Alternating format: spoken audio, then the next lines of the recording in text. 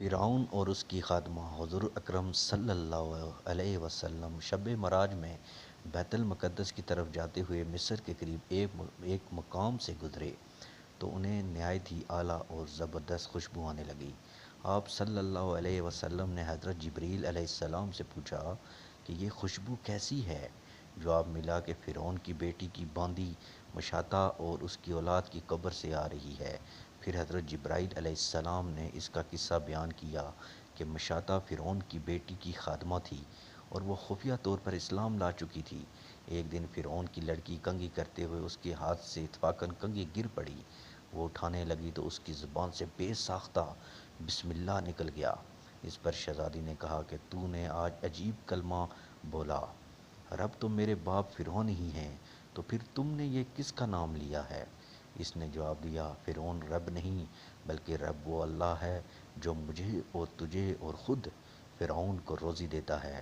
شہزادی نے کہا، اچھا تو میرے باپ کے سوا کسی اور کو اپنا رب مانتی ہے؟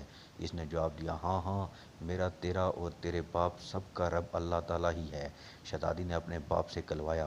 وہ سخت غضبناک ہوا اور اسی وقت اسے برسر دربار بلوا بھیجا اور کہا، کیا تو میرے سوا کسی اور کو اپنا رب مانتی ہے؟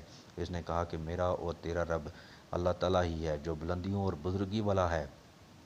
فرعون نے اسی وقت حکم دیا کہ تانبے کی جو گھائے بنی ہوئی ہے اس کو خوب تپایا جائے اور جب بالکل آگ جیسی ہو جائے تو اس کے بچوں کو ایک ایک کر کے اس میں ڈال دیا جائے، آخر میں خود اسے بھی اسی میں ڈال دیا جائے۔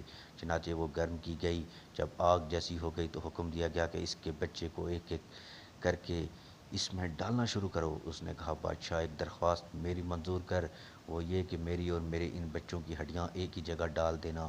اس نے کہا، اچھا تیرے کچھ حقوق ہمارے ذمہ ہیں اس لیے یہ منظور ہے۔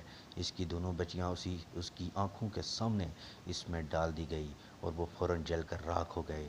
پھر سب سے چھوٹے کی باری آئی جو ماں کی چھاتی سے لگا ہوا دودھ پی رہا تھا۔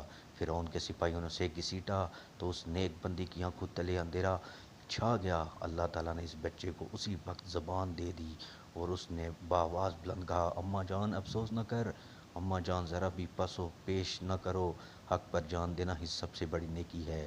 چنانچہ انہیں صبر آ گیا، اس بچے کو بھی آگ میں ڈال دیا گیا اور آخر میں ان کی ماں کو بھی اسی آگ میں جلا کر مار دیا۔ یہ خوشبو کی مہکیں اس کے جنتی